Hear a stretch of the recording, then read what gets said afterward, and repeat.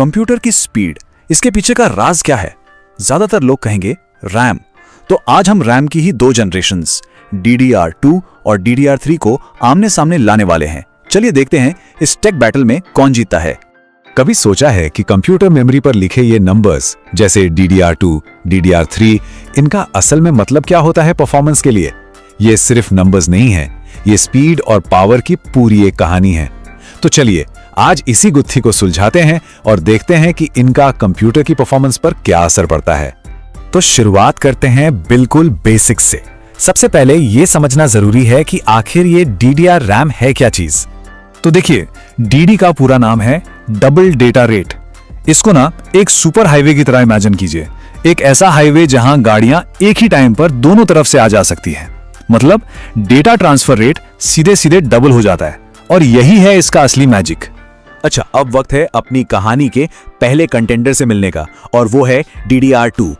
अपने टाइम की ये एक ऐसी टेक्नोलॉजी थी जिस पर सब भरोसा करते थे, एकदम सॉलिड। कई सालों तक हमारे कंप्यूटर्स को पावर इसी ने दी है।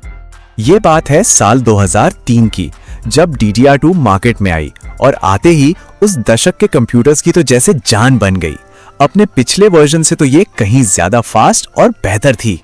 अगर स्पीड की बात करें तो ये 400 से 800 मेगाहर्ट्ज तक जाती थी और उस जमाने में मल्टीटास्किंग या गेमिंग के लिए ये स्पीड काफी शानदार मानी जाती थी, एकदम टॉप नॉच। और फिर पिक्चर में एंट्री होती है DDR2 के सक्सेसर की, DDR3, जिसे बनाया ही इसलिए गया था ताकि वो और भी तेज और भी बेहतर हो। तो साल 2007 में, यानी DDR2 के लॉन्च के लगभग 4 साल बाद DDR3 मार्केट में उतरी और इसका टारगेट था नए ज्यादा पावरफुल कंप्यूटर्स। अब जरा DDR3 की स्पीड पर गौर कीजिए। इसकी शुरुआत ही 800 मेगाहर्ट्ज से होती है और ये जाती है 1600 मेगाहर्ट्ज तक। मतलब ठीक वहीं से शुरू जहां DDR2 की कहानी खत्म हुई थी। ये तो स्पीड में एक जबरदस्त जंप था, एक जेनरेशनल लीप। तो ठीक है, अब जब दोनों कंटेंडर्स से जान पहचान हो गई है तो वक्त आ गया है एक हेड टू हेड कंपैरिजन का। चलिए देखते हैं कि ऑन पेपर कौन किस पर भारी पड़ता है। यहां देखिए, सबसे बड़ा डिफरेंस तो बिल्कुल साफ है। DDR3 हर क्लॉक साइकिल में DDR2 से डबल डेटा ट्रांसफर कर सकती है। सिंपल भाषा में कहें तो उतने ही टाइम में दुगना काम। That's it. ये बार चार्ट तो सारी कहानी खुद ही बता रहा है। DDR3 की जो मैक्स स्पीड है वो DDR2 से सीधे डबल है। ये कोई मामूली सा इंप्रूवमेंट नहीं था, बल्कि एक पूरी जनरेशन का लीप था ये। अब इस टेबल पर नजर डालिए, यहां पूरी पिक्चर क्लियर हो जाती है।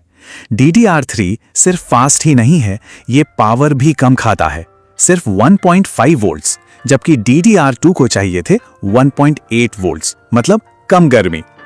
इसके अलावा इसकी बैंडविड्थ भी ज्यादा है, यानी एक बार में ज्यादा डेटा भेज सकता है, और मॉड्यूल कैपेसिटी भी हायर है। हर मामले में DDR3 एक क्लियर विनर लग रहा है ना?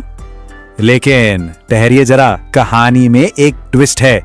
अभी तक तो सब यही सोच रहे हैं कि DDR3 ही जीता, लेकिन एक अजीब सा क्लेम है जो इस पूरे मुकाबले को पलट सकता है। सवाल तो लाजमी है ना? जब हमने अभी अभी देखा कि DDR3 हर तरह से बेहतर है, तो फिर ये कहां से आ गया कि DDR2 की परफॉर्मेंस बेहतर है? अजीब है। चलिए इस राज से पर्दा उठाते हैं। हमारे सोर्स मटेरियल में तो साफ साफ लिखा है DDR3 की तुलना में DDR2 रैम बेहतर परफॉर्मेंस देती है। ये तो अभी तक हमने जो कुछ भी समझा उससे बिल्कुल उल्टा है। तो फिर आखिर माजरा है क्या? और इसका जवाब छिपा है एक शब्द में, लेटेंसी। अब ये लेटेंसी क्या है? ऐसे समझिए, जैसे किसी को आवाज लगाई, वो इंसान जितनी देर में पलट कर देखता है ना, वही है लेटेंसी। यहां DDR2 जल्दी पलटता है, मतलब इसका रिस्पॉन्स टाइम कम है। DDR3 को पलटने में थोड़ा सा ज्यादा टाइम लगता है। हाँ, एक बार वो काम शुरू कर दे तो फिर DDR3 बहुत तेजी से डेटा ट्रांसफर करता है। तो इसका मतलब यह हुआ कि DDR3 की बैंडविड्थ ज्यादा है, लेकिन DDR2 का इनिशियल रिस्पॉन्स यानी शुरुआती प्रतिक्रिया तेज हो सकती है।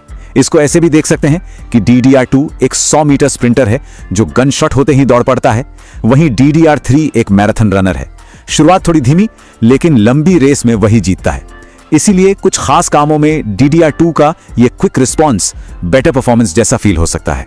और यही बात हमें फ्यूचर की तरफ ले जाती है। देखिए, स्पीड और रिस्पॉन्स टाइम के बीच की ये जो कश्मकश है ना, ये हमेशा चलती रहेगी। जैसे जैसे टेक्नोलॉजी आगे बढ़ेगी, DDR4, DDR5 और उसके भी आगे, सबसे बड़ा चैलेंज यही बैलेंस बनाना होगा। सोचने वाली बात है कि मेमोरी की अगली जनरेशंस इस ट्रेड ऑफ को कैसे सॉल्व करेंगे।